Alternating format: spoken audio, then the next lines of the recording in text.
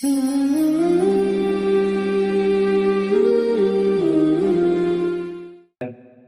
বেঁধে বাজারে ঢুকেছেন কোরবানির ঈদ, দেখে অনেকগুলো উট বিক্রি হচ্ছে। তিনি গিয়ে একটাকে বললেন, এটা কত দাম? ছেলেটা বলল, এটার দাম এত। বলছে, কত দিয়ে কিনেছো? বলছে, কিনা দাম আপনাকে বলবো কেন? এবার ওমর ফারুক মুখের কাপড় সরালেন, দেখে যে ওট নিয়ে দাঁড়িয়ে আছে সে ওমর ফারুকের ছেলে রাদিয়াল্লাহু। এখন ছেলে বলছে, আব্বা। আব্বা বলছে, হ্যাঁ তোর বাপ আমি। তুই ওটের ব্যবসায়ী হইলি কবে? আমাদের বহু নেতার পোলাপান বহু কোটি কোটি টাকার মালিক, ঠিক না ঠিক? নেতা সাহেব খবর রাখেন না, এক জায়গায় খবর দিতে হবে। সব খবর নিবেন কে? কোথায় যায় সম্পদ, সব খবর একজন নিবেন, তিনি কে? সম্পদ আসতেও হিসাব, যেতেও হিসাব। 5টা প্রশ্নের উত্তর দিতে হবে। কয়টা? কিয়ামতে লা ইয়াযালু কাদামা বানি আদম হাত্তা ইউসালু আন খামস। কোন মানুষের পা আল্লাহ নাড়াতে দিবেন না 5টা প্রশ্নের উত্তর ছাড়া। হায়াতুকা ফীমা আবলাহু, শাবাবুকা ফীমা আফনাহু, মিন আইনা ইকতাসাবাহু, ফীমা আনফাকাহু। কোন পথে জীবন খরচ করেছো? কোন পথে যৌবন নষ্ট করেছো? কোন রাস্তায় কামাই করেছো? কোথায় খরচ করেছো? মাজার বানাও, মাজার তোর পিন্ডি দিয়ে বের করবে আল্লাহ। তুই কবরের উপরে বিল্ডিং বানানি কেন? রাসূল বলেছেন, যতগুলো পাকা উঁচা কবর দেখবা সব ভেঙে মাটির সাথে মিশিয়ে দাও। তোমার এত প্রীতি হলো কেন কবরের জন্য? রাসূল মদিনায় গিয়ে প্রথম হাদিস যেটা বললেন, আলীকে বললেন, আলী তুমি বের হও, বের হয়ে যত উঁচা কবর দেখবা, যত মাজার দেখবা সব ভেঙে মাটির সাথে মিশিয়ে দাও। কিন্তু আমাদের দেশে মাজারের মহব্বত আছে না নাই? আমি জানি না মাহতাবের কলিজা মাজারের মহব্বত আছে কি। হ্যাঁ, আল্লাহ হেফাজত করুন। ওই বেটা তো নিজেই নিজের জন্য কিছু করতে পারে না, আমাদের জন্য করবে কি? ঠিক না বেটি? এজন্য কোন রাস্তায় খরচ করেছো, কোন রাস্তায় ব্যয় করেছো, তারপরে প্রশ্ন করবেন যে এলেম তুমি অর্জন করেছো সেটা কতটুকু কাজে লাগিয়েছো। আমি অন্তত এই এলাকার শ্রীপুর, যিনি উপজেলা চেয়ারম্যান আনিস ভাই না, ও মেয়র আনিস ভাই, আমি আনিস ভাইকে বলবো, আর আমাদের প্রিয় মাহতাব আমাদের সাথেই আছেন, আপনারা এখানে বাজারটা কন্ট্রোল করেন, আপনাদেরকে আল্লাহ অনেক পুরস্কার দান করবেন। ঠিক না ঠিক? এখানে লক্ষ লক্ষ শ্রমিক, বেতন তো বাড়ে নেই, তার সে জিনিসের দাম। হ্যাঁ, 125 টাকার মুরগি 250 টাকা হলে গোড়ার ডিম খায় কেমনে মানুষ? একটা ডিমের দাম যদি হয় 15 টাকা, একটা গরিব খাবে কি? এর জন্য গরিবের দিকে খেয়াল করতে হবে। বিশেষ করে এরকম থিকলি পপুলেটেড এরিয়া বাংলাদেশে আর একটাও নাই। আমার শ্রমিক ভাইরা ইসলামের সবচেয়ে দামি সম্পদ, আল্লাহ এদের সবাইকে কবুল করুন। আরো চিৎকার করে বলি আমিন। আল্লাহ রাব্বুল আলামিন বলেছেন, সে মুমিনেরা তোমরা আল্লাহকে ভয় করো। আমরা বললাম, আল্লাহ কখন ভয় করব? আল্লাহ বললেন, 3 জায়গায় আমার ভয় আসে। ইয়া আইয়ুহান নাস উবুদু রাব্বাকুম আল্লাযী খালাকাকুম ওয়াল্লাযীনা মিন ক্বাবলিকুম লাআল্লাকুম তাত্তাকুন। হে মানুষেরা, আল্লাহর ইবাদত করো, কারণ আমি তোমাকে বানিয়েছি, তোমার বাপ দাদাকে বানিয়েছি। ইবাদত করলেই ভয় দিয়ে দিবেন কে?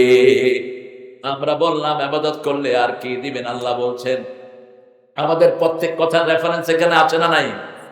দুর্ভিক্ষের চিন্তা করতে হবে না, ইবাদত করলেই আল্লাহ বলেছেন, ক্ষুধা লাগলে খাওয়া দেবো, ভয়ের সময় নিরাপত্তা দান করে দেবো। কোন সূরায় বলেছেন? কোন সূরা? কোন সূরায়? কুরআশ মুখস্থ আছে।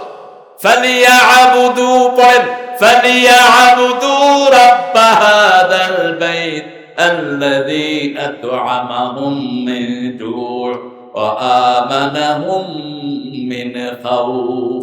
এই ঘরের রবের ইবাদত করো, সেখানে রব, সেখানেও কি পড়তে হবে? রবের নামে। আর কারো নামে পড়া যাবে?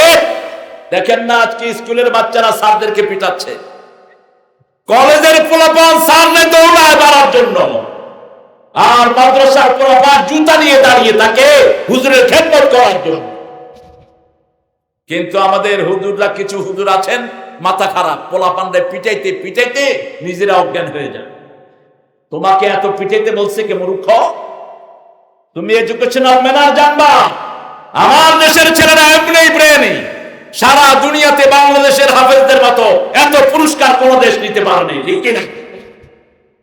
প্রথম পুরস্কার আনলো ফজলে রাব্বি আদেল, এখানে কাছে কোথাও বাড়ে, সম্পর্কে আমার পুত্রা। এটা বললাম কেমনে পুরস্কার নিলি? কয় ওস্তাদদের আদরের কারণে আল্লাহ আমাকে বিশ্ব চ্যাম্পিয়ন বানিয়ে দিয়েছে। এরকম ভালো ওস্তাদও আছে, আলহামদুলিল্লাহ বলেন। কত ওস্তাদ আমি দেখেছি রাতের অন্ধকারে বাচ্চাদের নাম ধরে ধরে হুজুর আল্লাহর কাছে দোয়া করে কাঁদে যে আল্লাহ আমার এই ছেলেটাকে আপনি কবুল করুন। অথচ আমাদের সামাজিক ভাবে এদের কোনো স্বীকৃতি না। একটা হেফজখানাতেও সরকারের কোনো অনুদান নাই, কোন সরকার কোন হেফজখানায় অনুদান দেয়নি, ঠিক কিনা? এই হেফজখানাগুলো এই সমস্ত ভাইদের তদারকিতে চলছে এখনো, ঠিক না ঠিক?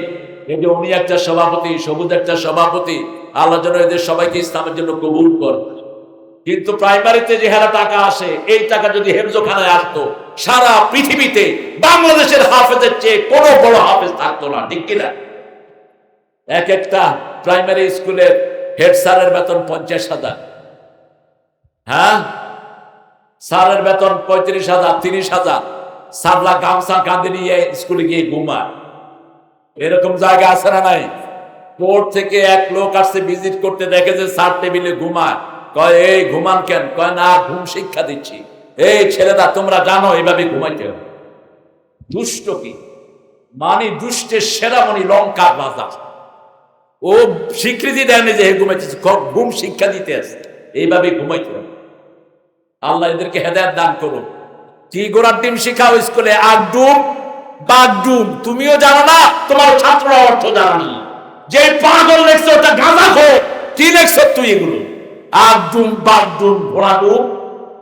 এরপরে লিখেছে কি হাট্টি মাটি, এটা কি তারা মাঠে, তাদের মাথায় তো পোলাপানে কয় সিং থাকলে কি ডিম পাড়ে? কি শিখায় এগুলো? আল্লাহ আমাদেরকে সমস্ত বাজে শিক্ষা থেকে হেফাজত করুন। বাচ্চারা 5 বছর বয়সে প্লেতে যায়, 6 বছরে নার্সারি, 7 বছরে কেজি, 8 বছরে কেজি 1, 9 বছরে কেজি 2, আর অন্যদিকে 4 বছর বয়সে কায়দা একটা নিল, মসজিদে যায়, মুখে মুখে সূরা 10টা মুখস্থ করে ফেলে, ঠিক না বেঠিক? তারপরে কায়দা একটা নেয়, মসজিদে ফেলে দিয়ে আসে। 6 মাসে কায়দা শেষ, বাকি 6 মাস নজরানা পড়ে। 7 বছরে পুরা কোরআনে হাফেজ আছে না নাই? আছে না নাই?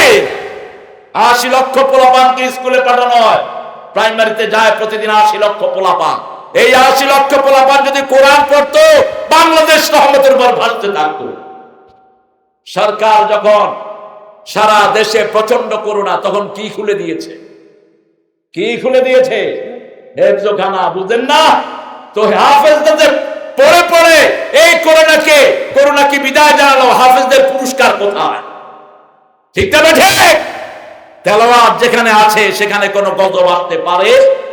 হাফেজ এবং মৌমাছি এই দুটো এক গ্রুপ। কয় গ্রুপ?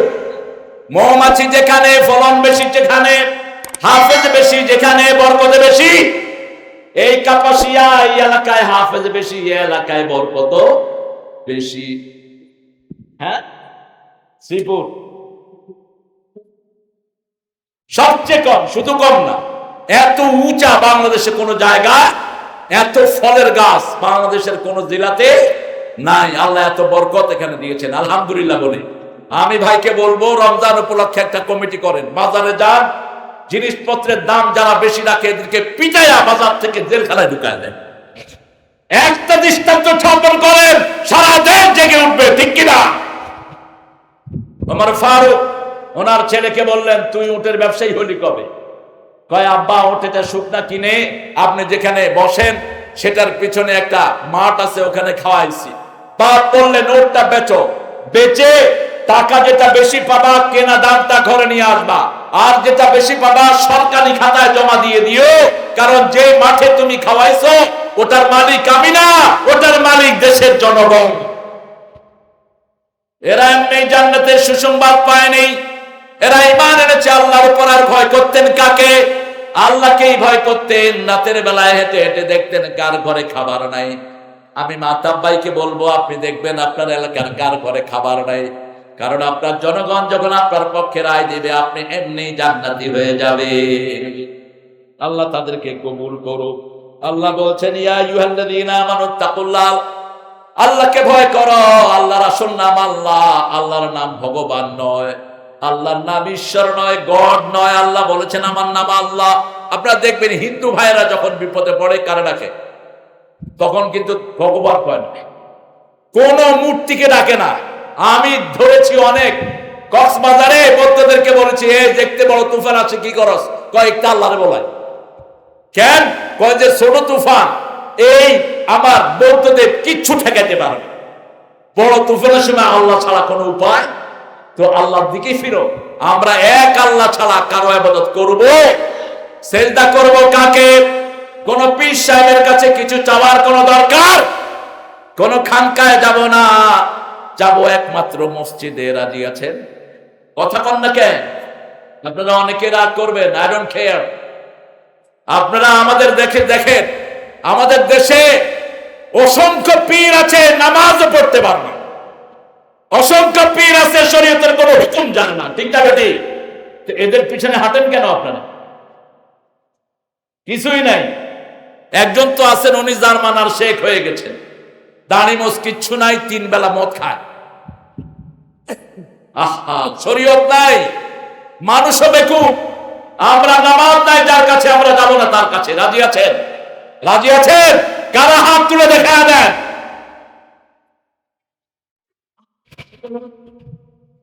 আল্লাহ হাতগুলো কবুল করেন। এবার দেখেন এই আয়াতটাকে ওনারা রেফারেন্স করেন, ওয়াক্তাবু ইলাইহিল ওসিলা। আল্লাহর কাছে ওসিলা তালাশ করো। ওসিলা হলো পীর সাহেবের। এই ব্যাখ্যা যে